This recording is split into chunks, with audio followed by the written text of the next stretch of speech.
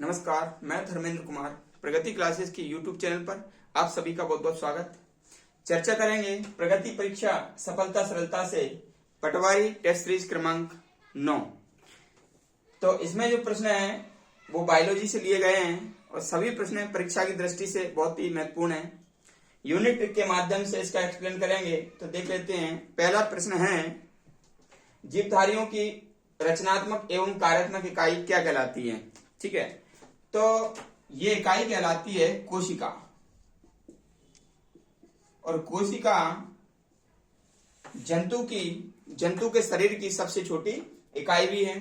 और कोशिका का जो अध्ययन है वो साइटोलॉजी में किया जाता है। साइटोलॉजी में कोशिका का अध्ययन किया जाता है। ठीक है, और ये जो कोशिका है वो जीवधारियों की रचनात्मक इकाई है, क्योंकि इससे शरीर की रचना होती है। एक समान कोशिकाओं से मिलकर के ऊतक बनता है, ऊतक से मिलकर के अंग बनेगा और अंग से मिलकर अंग तंत्र और उसके बाद शरीर का निर्माण होता है। इसलिए कोशिका शरीर की रचनात्मक इकाई है। और दूसरी बात है कार्यात्मक इकाई।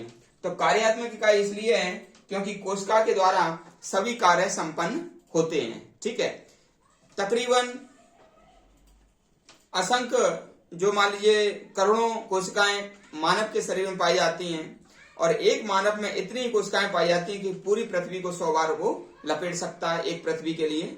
ठीक है, तो इसलिए कोशिका जो है ना जीवधारियों की रचनात्मक और कार्यात्मक इकाई कही जाती है, क्योंकि ये रचना और कार्य दोनों में अहम भूमिका निभाता है। ठीक है, तो जो कोशिका के अंदर जो ऑक्सीकरण होगा, तो कोशिका का एक अंग होता है माइटोकॉन्ड्रिया।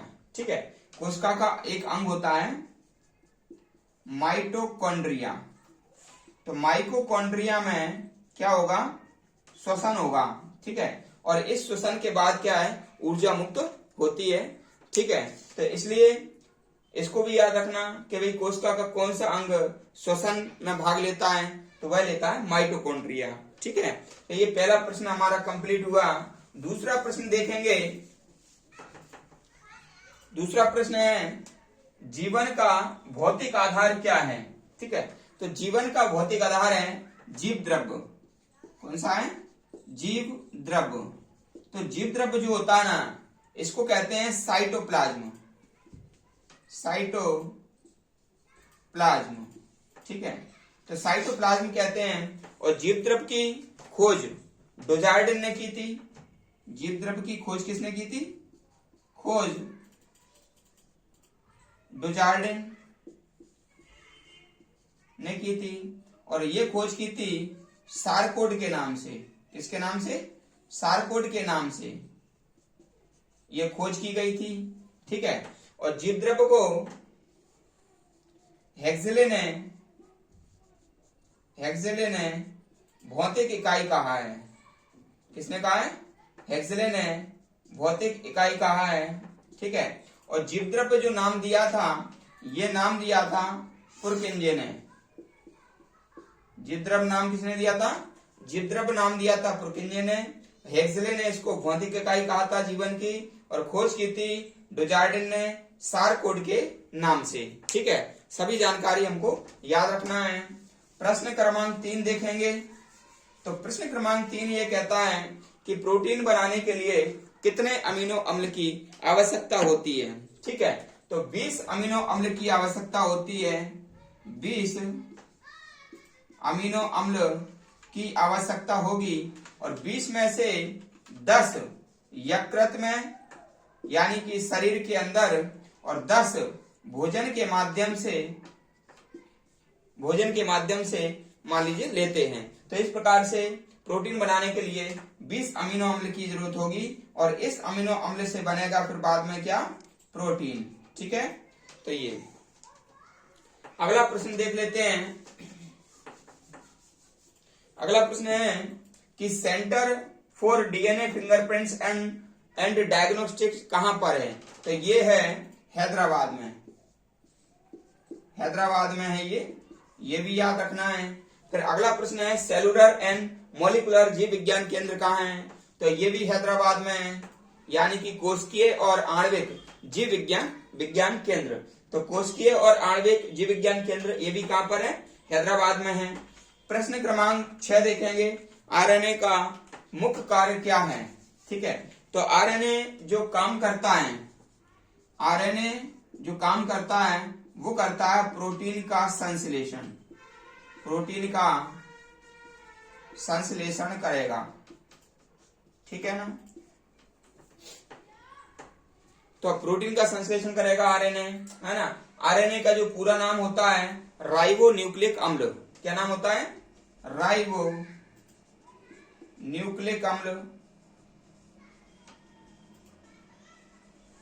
ठीक है, राइबो न्यूक्लिक अम्ल होता है।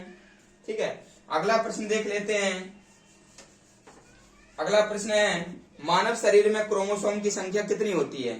तो मानव शरीर में क्रोमोसोम की संख्या होती है 46। ठीक है ना, 46 या 23 जोड़ी, और 23 जोड़ी होता है, इसमें से 22 जोड़ी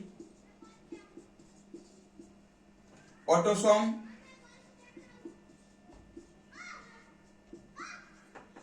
और एक जोड़ी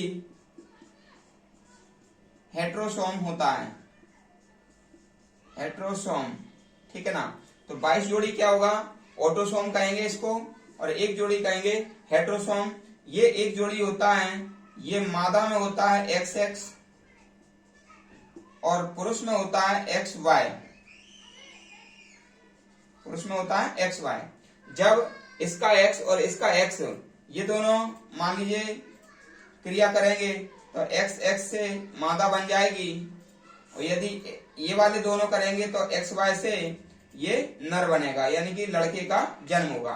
तो इस प्रकार से पूरी तरह से जिम्मेदार है कौन? पुरुष के गुणसूत्र जिम्मेदार हैं, पुरुष का बाई गुणसूत्र। ठीक है, लड़का पैदा होने के लिए, ये बात आप ध्यान रख लेना। ठीक है, अगला प्रश्न है, किसके दंश के कारण मलेरिया होता है। तो मलेरिया होता है मादा एनोफिलीज, मादा एनोफिलीज। और ये जो मादा एनोफिलीज है, ये जब व्यक्ति को काटता है तो प्लाज्मोडियम उसके अंदर चले जाते हैं। क्या चले जाते हैं? प्लाज्मोडियम उसके अंदर चले जाते हैं, और प्लाज्मोडियम चले जाएंगे तो ये द्विगुणन होगा उसके अंदर, और उसके अंदर क्या होगा? फिर मलेरिया हो जाएगा। ठीक है, मलेरिया 4 प्रकार के होते हैं। एक होता है प्लाज्मोडियम मलेरियाई, दूसरा होगा प्लाज्मोडियम ओवेली, फिर होगा प्लाज्मोडियम वाइवेक्स, फिर होगा प्लाज्मोडियम फैल्सीफेरम। ये 4 प्रकार के मलेरिया होते हैं। इन चारों प्रकार में भारत में 2 प्रकार के मलेरिया पाए जाते हैं, प्लाज्मोडियम वाइवेक्स और प्लाज्मोडियम फैल्सीफेरम। ये 2 भारत में पाए जाते हैं। ठीक है, और फ्रांस एक ऐसा देश है जिसमें मच्छर ही नहीं पाए जाते। ठीक है, ये आप याद रख लेना। फिर अगला प्रश्न है, आत्महत्या की थैली किसे कहते हैं। तो आत्महत्या की थैली कहते हैं लाइसोसोम को। ठीक है, लाइसोसोम को आत्महत्या की थैली कहते हैं। 1955 में डी डुबे ने इसकी खोज की थी, डी डुबे ने इसकी खोज की थी लाइसोसोम की। इसमें एंजाइम पाए जाते हैं, एंजाइम पाए जाते हैं।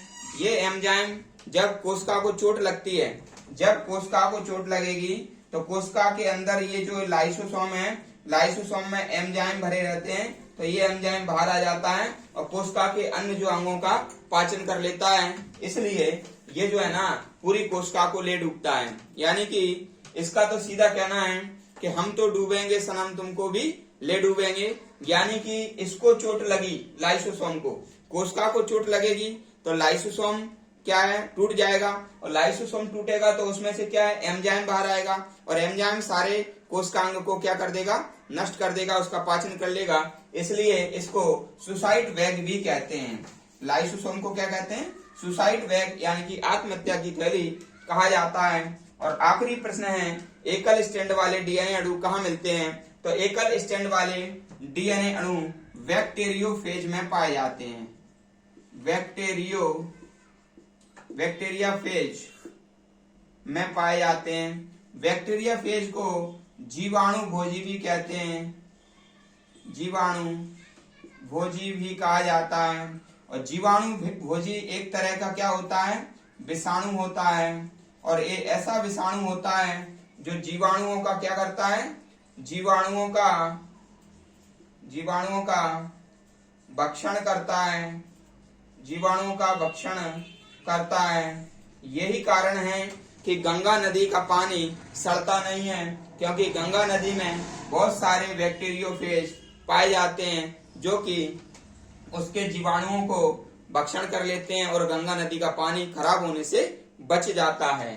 ठीक है, तो ये थे टॉप 10 प्रश्न जो कि एग्जाम की दृष्टि से अति महत्वपूर्ण है। आपको टेस्ट सीरीज क्रमांक 9 कैसा लगा कमेंट्स करके बताएं। और सभी जो दर्शक हैं जो इसको देख रहे हैं वो अधिक से अधिक वीडियो को शेयर करें। जो व्यक्ति नए हैं वो चैनल को सब्सक्राइब करें। सभी का बहुत बहुत धन्यवाद।